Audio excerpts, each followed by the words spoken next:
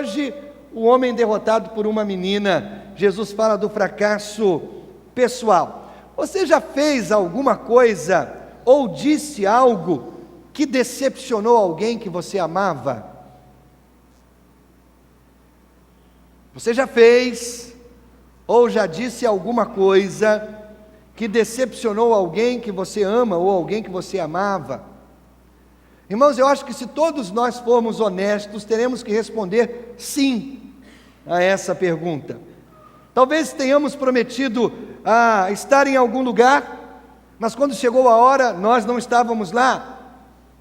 Ou então nós dizemos, você pode contar comigo, e as pessoas contam conosco, e na hora H, nós não fizemos a nossa parte. Ou então nós dizemos, eu nunca farei isso, e acabamos fazendo. Ou então dizemos, olha, eu vou te apoiar, e não apoiamos.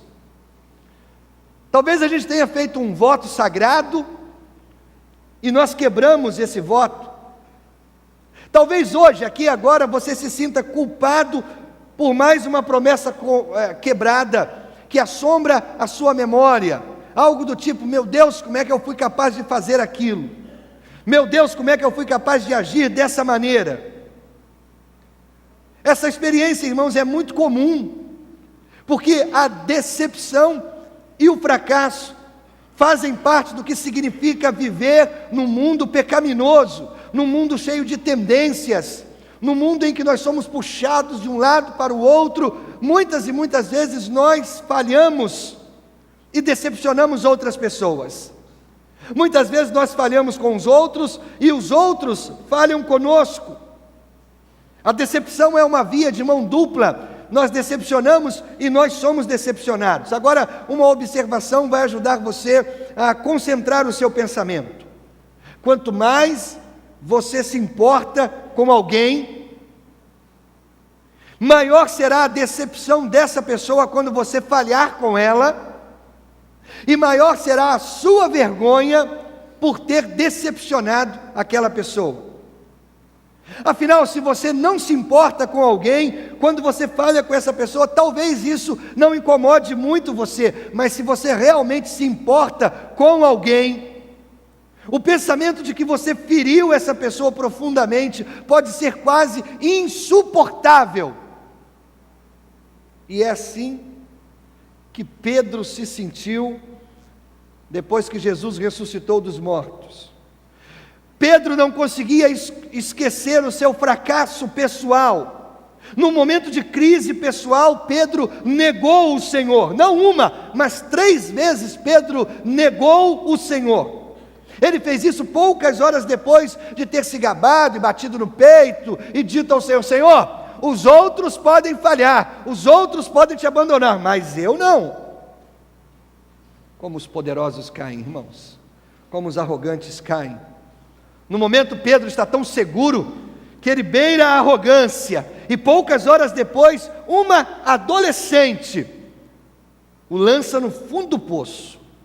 Sob pressão, o apóstolo ousado se transformou num covarde de marca maior. A menina disse, você é um daqueles que estavam com Jesus. Não, eu não sei quem é esse homem. Depois disse, eu não vi você entre os discípulos. Não, eu já disse, não conheço esse homem. Pela 3ª vez, você não é um seguidor de Jesus de Nazaré? E aí Pedro então começa a jurar, como um pescador sabe muito bem fazer, e ele então diz, eu digo a você, eu não conheço esse homem. E ao longe, ele ouviu o galo cantar. Logo depois disso, Jesus é levado para fora da sala do seu julgamento. Ele está preso, está sendo julgado, enquanto Pedro do lado de fora aguarda o desenrolar dos acontecimentos e vive esse momento angustiante. Quando o galo canta, o Senhor sai da sala como um prisioneiro, agora condenado. Lucas capítulo 21, 22, versículo 61, diz que os olhos de Pedro e de Jesus se cruzam. E é nesse momento que Pedro sente o peso do seu fracasso. E Pedro sai para chorar amargamente. 3 dias depois o Senhor ressuscita dos mortos. Quando as mulheres chegam no túmulo para visitar Jesus morto, elas não o encontram, mas encontram um anjo, e o anjo dá a boa notícia, e o anjo as instrui dizendo: vão e digam aos discípulos dele e a Pedro. Isso é tão estranho, aos discípulos e a Pedro. Por que Pedro está distinto dos discípulos? Pedro era um dos discípulos, porque o anjo diz: vão e digam aos discípulos e a Pedro. Sabe por quê, irmãos? A negação de Pedro o separou dos outros discípulos. Sem dúvida, Pedro começou a perguntar a si mesmo: o que eu sou agora?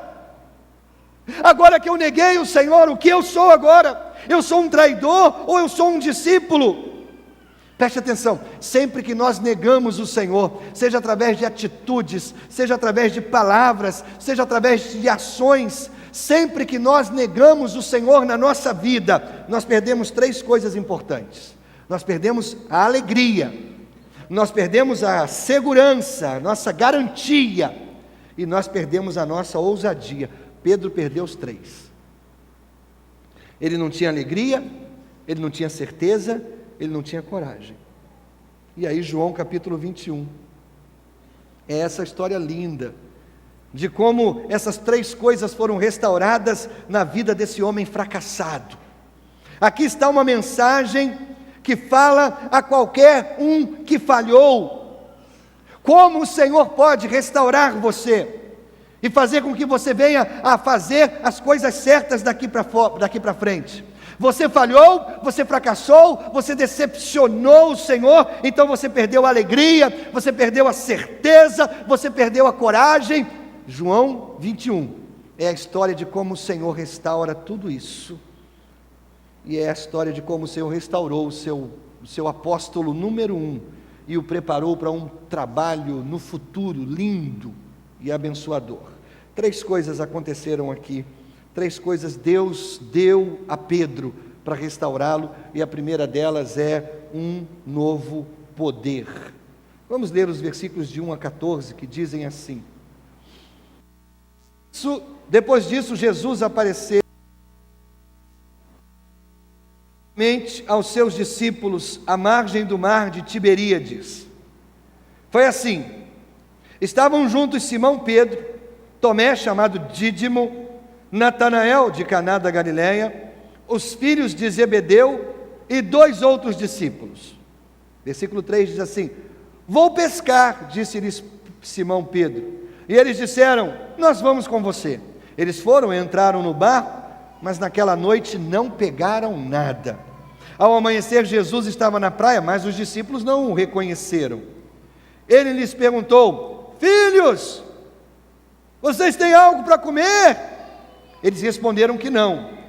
Ele disse: lancem a rede do lado direito do barco e vocês o encontrarão. Eles lançaram e não conseguiam recolher a rede, tal era a quantidade de peixes.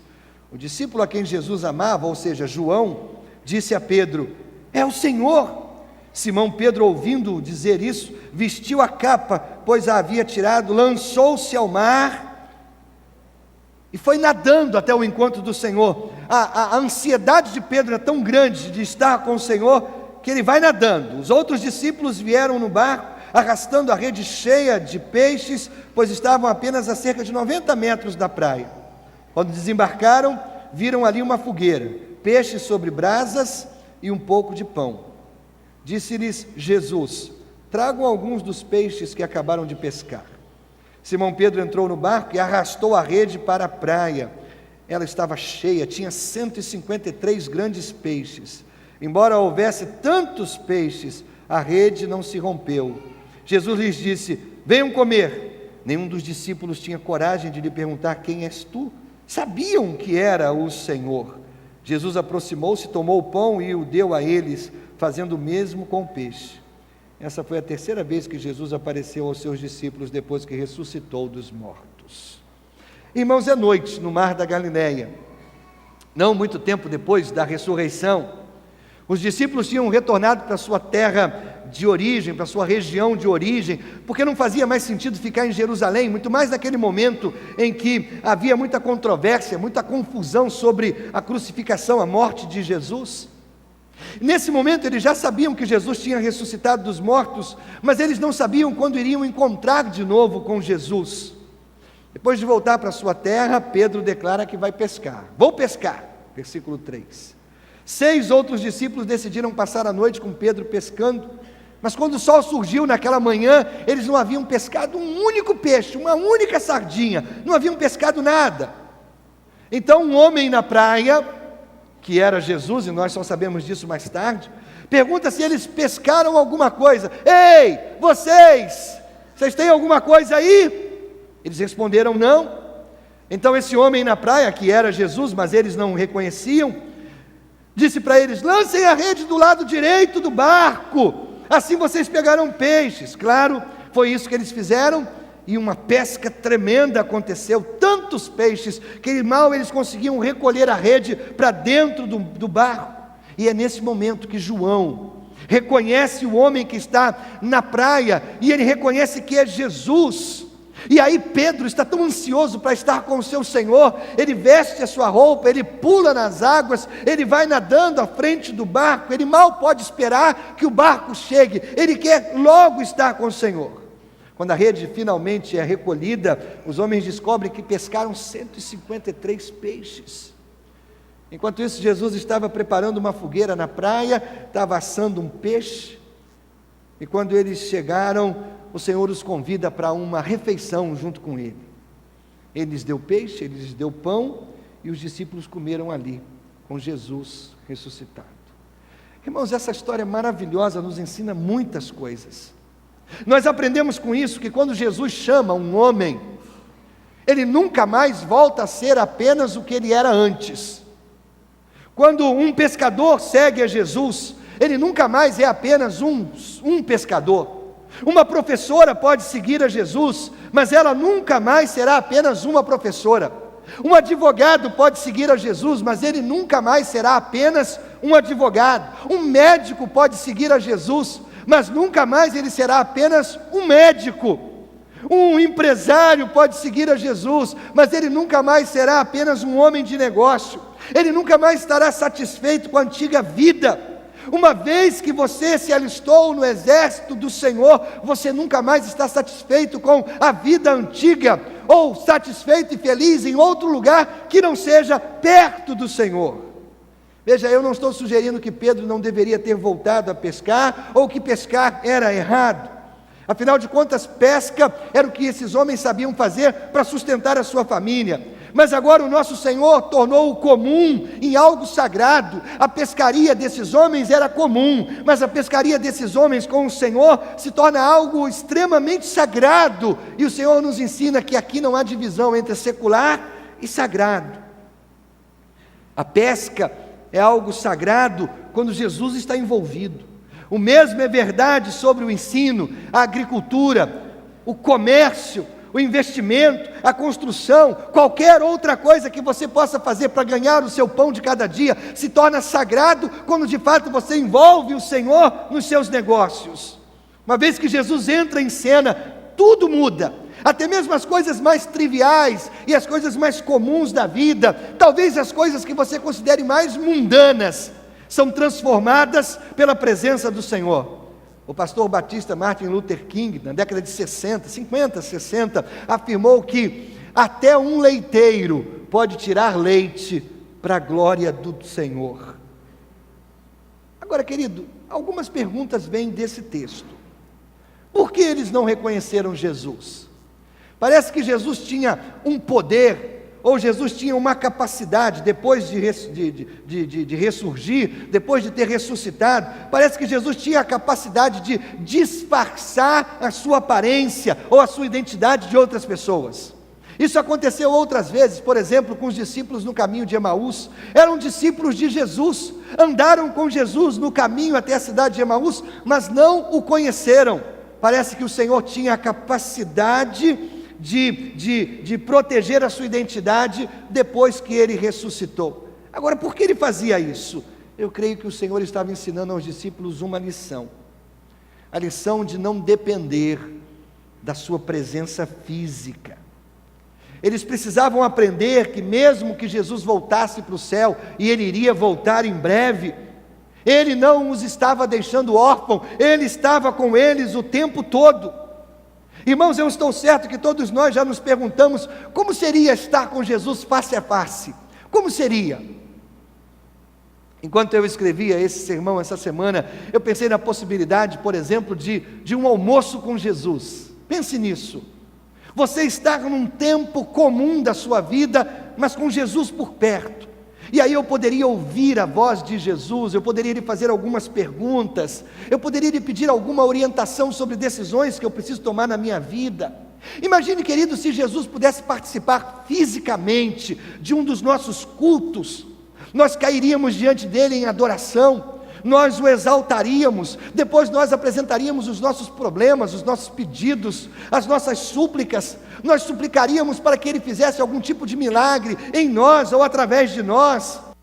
Irmãos, de alguma maneira, é fácil pensar que se Jesus apenas estivesse fisicamente presente, os nossos problemas desapareceriam.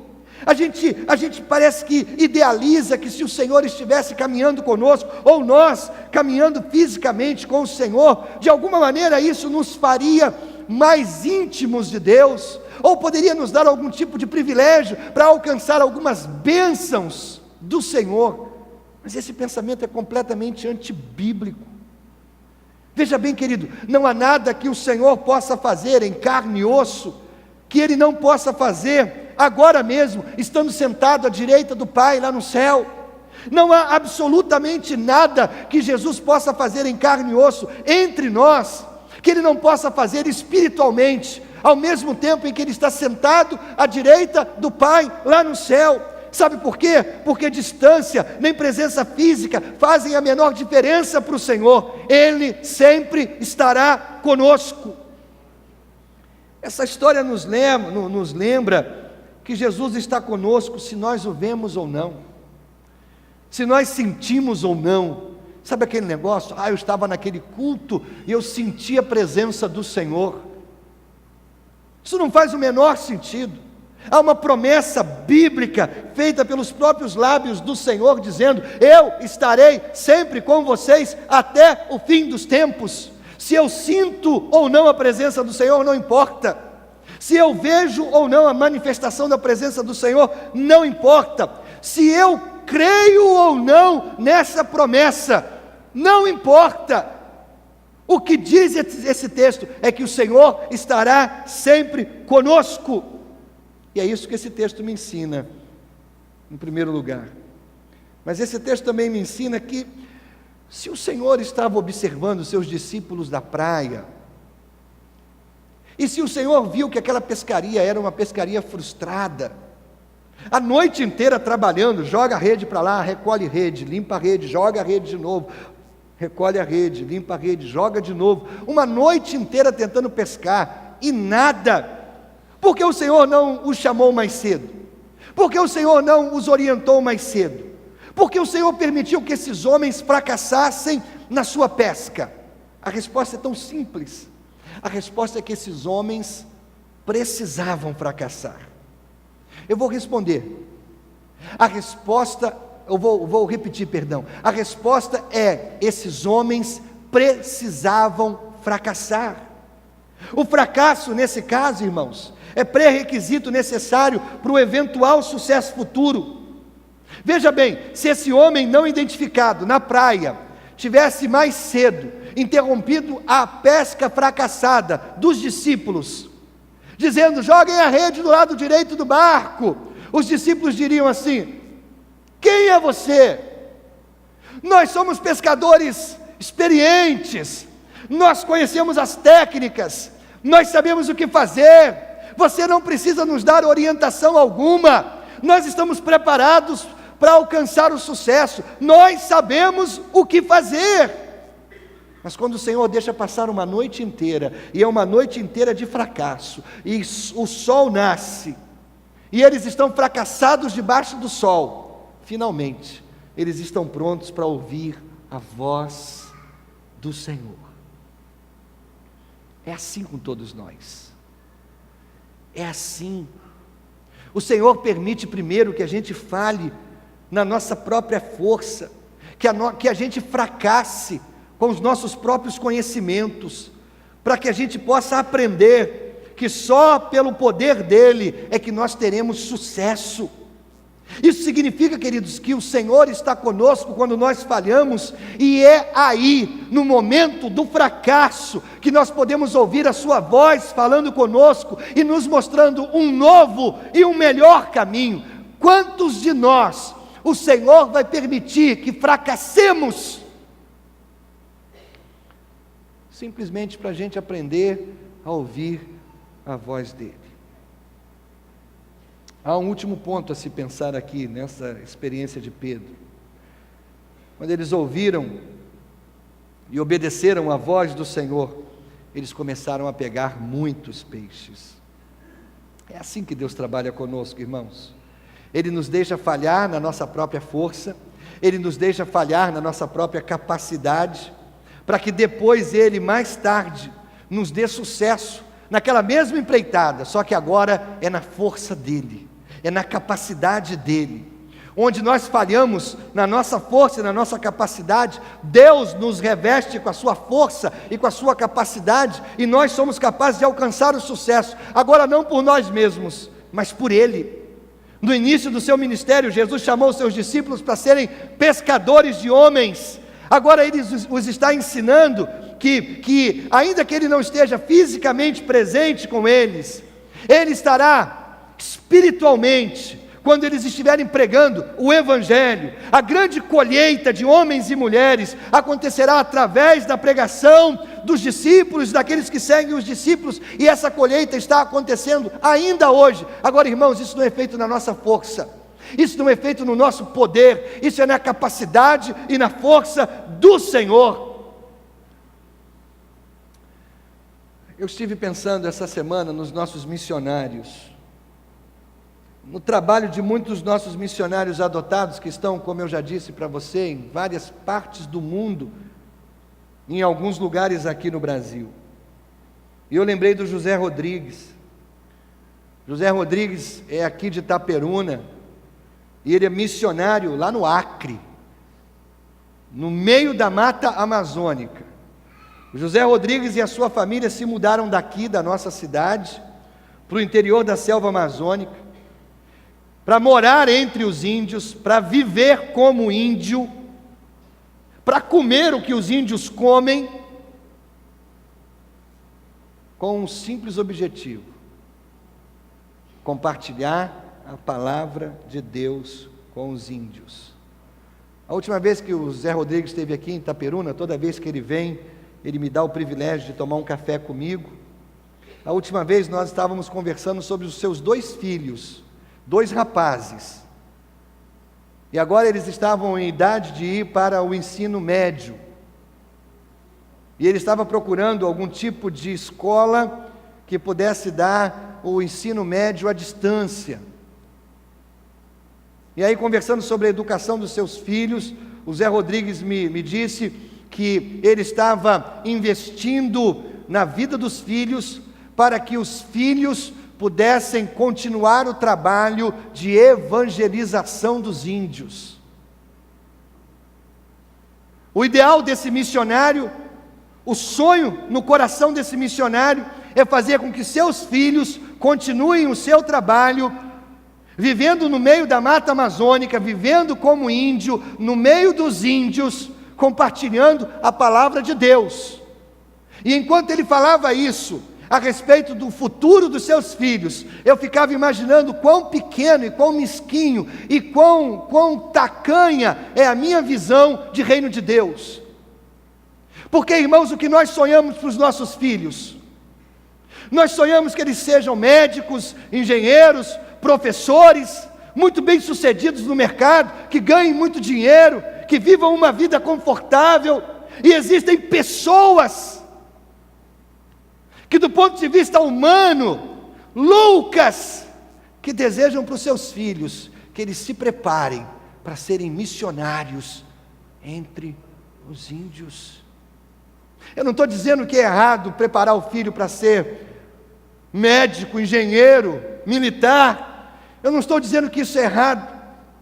Eu estou dizendo que existem pessoas que, quando entendem o chamado de Deus, elas se envolvem de uma maneira tão completa, tão profunda, que nada na sua vida escapa ao crivo do reino de Deus. Nós somos, irmãos, muitas vezes limitados. Nós colocamos nas mãos de Deus a nossa vida espiritual. Nós colocamos nas mãos de Deus os nossos sonhos pessoais. Mas nós não colocamos nas mãos de Deus a nossa família, nós não colocamos nas mãos de Deus o futuro dos nossos filhos, nós continuamos projetando sobre eles o que nós queremos para a vida deles. E se Deus dissesse para você: quero que você prepare, invista o preparo dos seus filhos para que eles sejam missionários no meio da mata.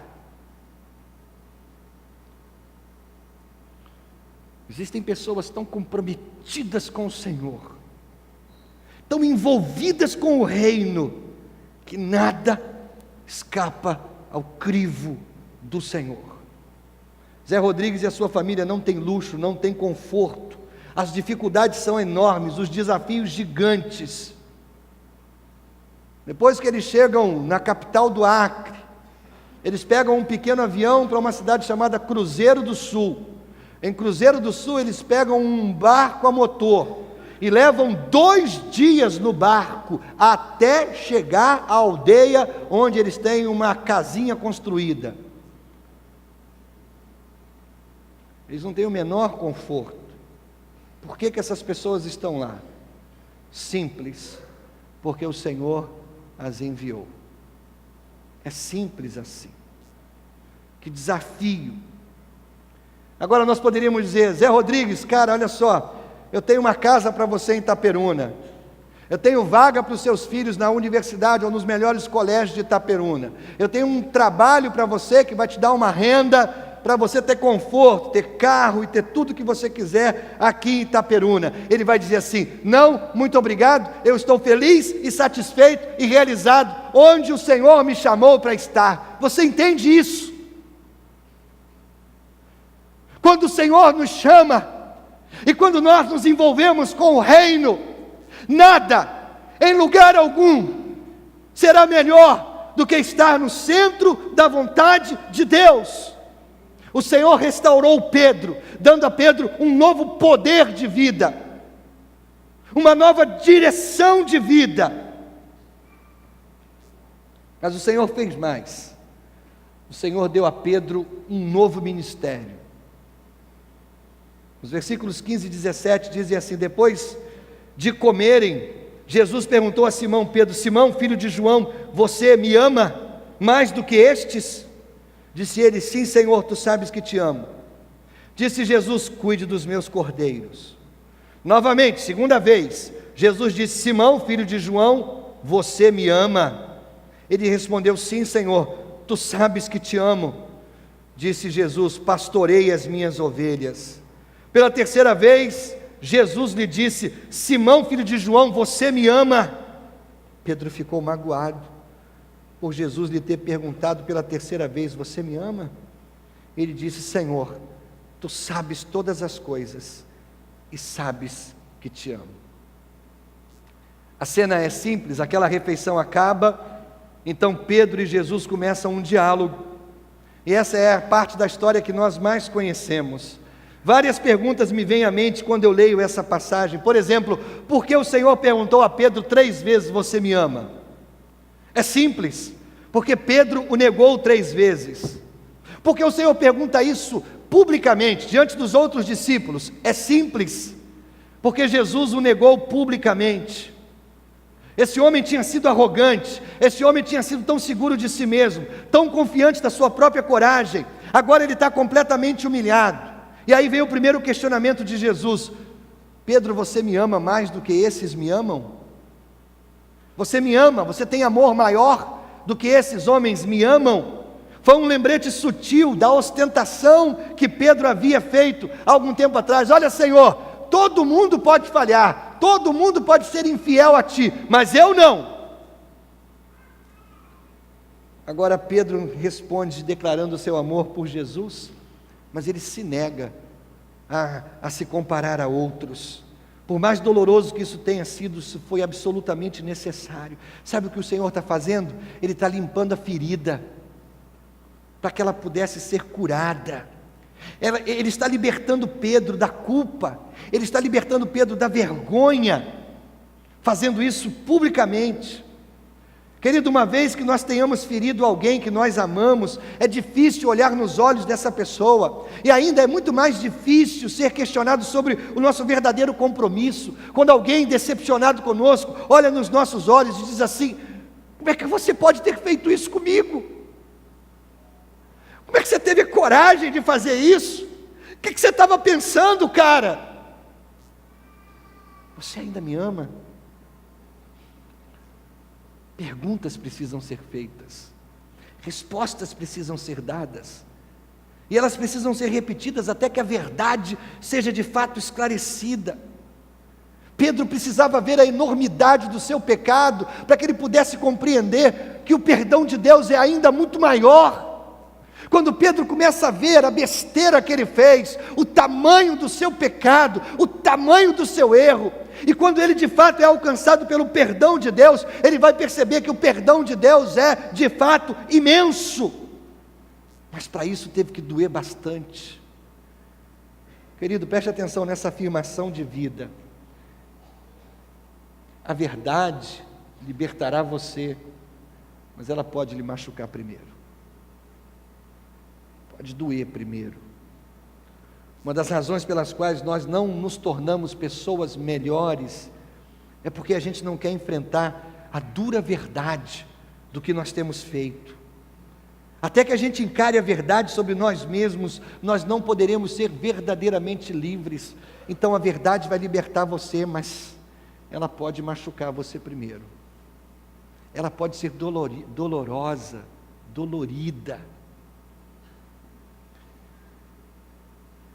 Quando a gente começa a olhar para nós mesmos, e a gente entende o tamanho do nosso pecado, o tamanho do nosso erro, a quantidade de pecado que a gente tem, isso dói. Isso faz a gente descer alguns degraus na nossa própria avaliação, e a gente começa a entender que nós não somos tão quanto a gente achava que nós somos. Essa passagem também nos lembra que o amor é o fundamento de todo o ministério cristão. Antes de você sair para fazer alguma coisa para Jesus, verifique se você ama de fato Jesus. Em primeiro lugar, amar a Jesus. Só assim nós podemos servir o seu rebanho, só assim nós podemos servir o seu povo. Primeiro amor, depois serviço, nunca o contrário. Meu querido, não ouse subir nesse palco para fazer qualquer tipo de trabalho, se o seu coração não ama o Senhor em primeiro lugar. Quando o Senhor fez a pergunta pela terceira vez, o coração de Pedro está tão triste, que ele deixa escapar essa declaração: Senhor, Tu sabes de todas as coisas. E com essas palavras, Pedro renuncia sua autoconfiança. Há pouco tempo atrás ele estava batendo no peito e dizendo: eu sei, eu me conheço, eu vou ser fiel, custe o que custar. Mas agora Pedro está tão abatido que ele nem mesmo se conhece. Agora ele não tem tanta certeza, ele nem mesmo confia no seu próprio coração. Em vez disso, ele confia inteiramente no Senhor, que conhece todas as coisas. Então agora ele não está dizendo: eu vou ser fiel porque eu sou o cara. Ele está dizendo: Senhor, eu não sei, mas o Senhor sabe. Quando a gente começa a admitir isso, irmãos, estamos próximos do crescimento cristão. É um grande avanço chegar ao lugar onde você pode dizer com convicção: a minha confiança não está em mim mesmo, a minha confiança está no Senhor. E às vezes nós temos que bater no fundo do poço antes de podermos dizer essas palavras: a minha confiança está no Senhor. Será que isso funciona? Será que essa cirurgia dolorosa pela qual Pedro foi submetido, de fato o curou? Claro que sim. Pedro nunca mais negou a Jesus. Poucos dias depois disso daqui, no dia de Pentecostes, Pedro está na cidade de Jerusalém novamente, e agora ele prega para uma multidão. Antes, escondido numa noite escura e fria, diante de uma adolescente, ele se acovarda e nega Jesus. Mas agora, restaurado pelo Senhor, ele está diante de uma multidão e ele prega Jesus ressuscitado. Sabe o que é isso, irmãos? A ação de Deus restaurando o coração de um homem. O velho Pedro tinha ido embora, um novo Pedro nasceu nesse dia, quando Jesus restaurou o seu discípulo caído. O Senhor o restaurou, dando-lhe um novo poder, o Senhor o restaurou, dando-lhe um novo ministério, mas o Senhor também pediu a ele um novo sacrifício. Os versículos 18 e 22 falam de como Pedro iria morrer. Jesus olha para o futuro e Jesus vê a morte de Pedro. Eu acho tão estranho isso. A tradição da igreja cristã diz que Pedro foi crucificado. Ele morreu crucificado. Mas veja bem, a tradição diz que ele morreu crucificado de cabeça para baixo, em Roma. Por que de cabeça para baixo? Porque quando o estavam crucificando, ele disse para os seus algozes: eu não sou digno de morrer a mesma morte que o meu Senhor morreu. E ele pede para ser crucificado de cabeça para baixo. Irmãos, é notável que Jesus ignora toda a vida, todo o restante de vida de Pedro, e o Senhor se concentra apenas na morte de Pedro. Apesar de Pedro ter falhado no passado, no final ele vai glorificar a Deus na sua morte. A Bíblia diz no Salmo 116, o versículo 15: preciosa é à vista do Senhor a morte dos seus santos. Quando Pedro pergunta pelo destino de João, porque Jesus fala da morte de Pedro, ele olha para o seu irmão João e ele pergunta: e esse daí? E o Senhor diz: não se preocupe com isso, não olhe para a vida do seu irmão. Deus nos trata de maneira individual. Querido, o Senhor não é obrigado a lidar com você do mesmo jeito que Ele lida com outras pessoas. O Senhor não é obrigado a abençoar você da mesma maneira que Ele abençoa outras pessoas. O Senhor não é obrigado a dar a você as mesmas coisas que Ele dá a qualquer outra pessoa. O Senhor trata você de maneira individual. Para você, para Deus, você é o João, o Ricardo, o Paulo. Para Deus, você é uma pessoa com necessidades próprias, individuais. Sabe qual é a nossa responsabilidade? A nossa responsabilidade é ter a certeza que nós estamos seguindo o Senhor. Essa é a nossa responsabilidade. Se a gente fizer isso, nós não temos tempo para nos preocupar com o que Deus está fazendo ou deixando de fazer na vida de outras pessoas. Há uma riqueza de sabedoria aqui, irmãos, que muitos de nós precisamos aprender. A gente não precisa conhecer o futuro. A nossa única tarefa é seguir o Senhor dia após dia, um passo de cada vez, à medida que Ele nos conduz. É assim que o Senhor restaura esse homem fracassado. Deus deu a ele um novo poder, Deus deu a ele um novo ministério, Deus deu a ele um novo sacrifício. Agora isso me faz pensar em nós. Se o Senhor lhe perguntasse: você me ama? O que você diria? Antes que você responda, na verdade, a nossa resposta não precisa ser dita. A nossa resposta é vivida. Quando o Senhor nos pergunta: você me ama? A nossa resposta deveria ser: Senhor, olha para a minha vida. Vê se a minha vida de fato expressa amor por Ti. Porque, irmãos, falar com os lábios eu te amo, isso é muito fácil. Todos nós podemos falar isso. Mas a resposta que o Senhor quer não é essa.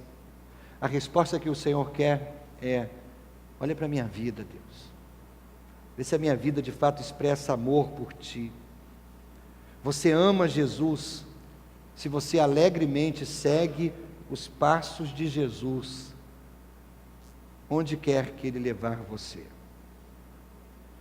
Entre os salva-vidas, quando há alguém para ser resgatado no mar, os salva-vidas são ensinados e treinados dentro de uma premissa, que é essa daqui. Quando alguém está se afogando, você tem que ir, você não tem que voltar. A sua coragem é para ir, sem pensar em nada, ir. Você não tem que voltar. Isso me faz pensar, irmãos, que quando Jesus nos chama, nós temos que ir.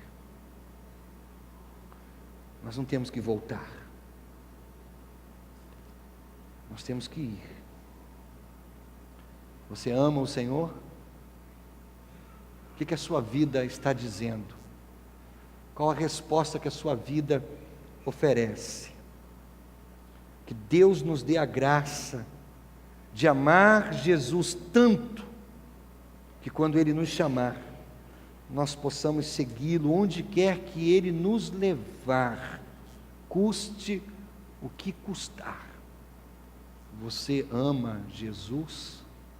Seu dia a dia comunica isso de maneira positiva?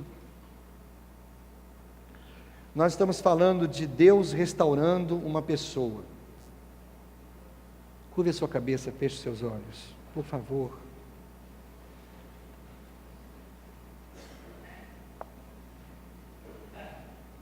Pedro se submeteu ao trabalho restaurador do Senhor. E naquele dia surgiu um novo homem. Eu não conheço a sua história, nem preciso conhecê-la. Meu trabalho é apenas comunicar a palavra de Deus, nessa noite, nesse momento. Mas talvez você esteja entendendo que Deus quer recomeçar, ou começar melhor, um processo de restauração na sua vida. Você decepcionou, você fracassou, você errou, e Deus nessa noite está dizendo: vamos começar de novo, vamos refazer, vamos dar um novo início.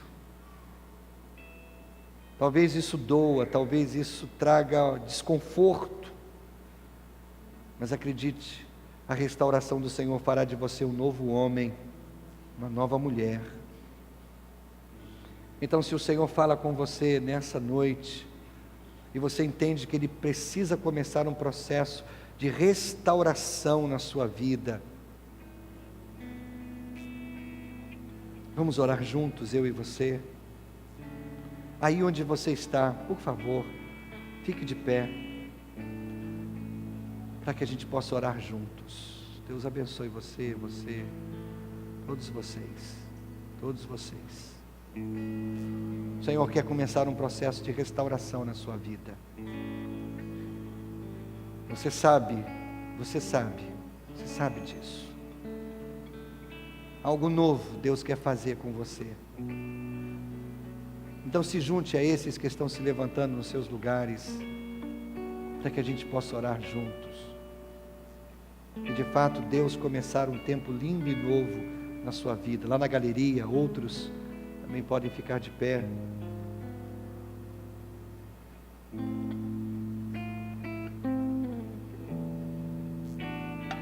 Acredite, a sua vida nunca mais será a mesma. Pedro nunca mais foi o mesmo. Um covarde que negou a Jesus para uma menina adolescente se transformou num gigante que pregou para multidões de pessoas e por fim ofereceu a vida em sacrifício numa cruz de cabeça para baixo, porque não se julgou digno de morrer a mesma morte do seu Senhor. É assim que o Senhor quer fazer contigo, te restaurar de tal maneira que você será um novo homem, uma nova mulher. Vamos orar juntos? Aí onde você está, eu ainda dou a você mais essa oportunidade de você ficar de pé. Pai, eu quero colocar todas essas vidas em Tuas mãos. O Senhor as conhece.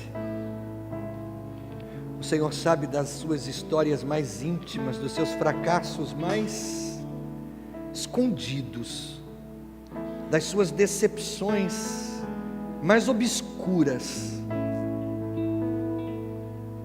O Senhor sabe dos leões que estão dentro desses corações, das lágrimas que foram derramadas por se sentir tão fracassado muitas vezes. Mas agora elas estão dizendo: Pai, eu entendo que o Senhor quer me restaurar, eu entendo que o Senhor quer me dar uma nova oportunidade de vida, eu entendo que o Senhor quer começar de novo comigo. Então, Senhor, em nome de Jesus, eu quero colocar essas vidas em Tuas mãos. Eu sei, Senhor, é gente que o Senhor ama, é gente que o Senhor conhece, e que diante de Ti elas não têm nenhuma máscara, porque o Senhor as conhece íntima e profundamente. Trata cada uma delas, Senhor, como se elas fossem as únicas pessoas sobre a face da terra, Senhor. Olha para os seus dramas, para as suas histórias, olha para onde elas caíram e fracassaram, e olha, Deus, para a coragem que elas estão tendo nessa noite, de se levantarem e dizerem: eu quero começar de novo, eu quero uma segunda oportunidade. Eu as honro, Senhor, e nessa noite eu oro por cada uma delas, para que de fato o Senhor as abençoe muito, e ainda que esse processo de restauração seja doloroso, não permita que elas desistam, Senhor, mas que sigam em frente, até que o Senhor as tenha transformado em uma nova mulher, em um novo homem, para a glória do Teu nome, em nome de Jesus. Amém, Senhor, amém.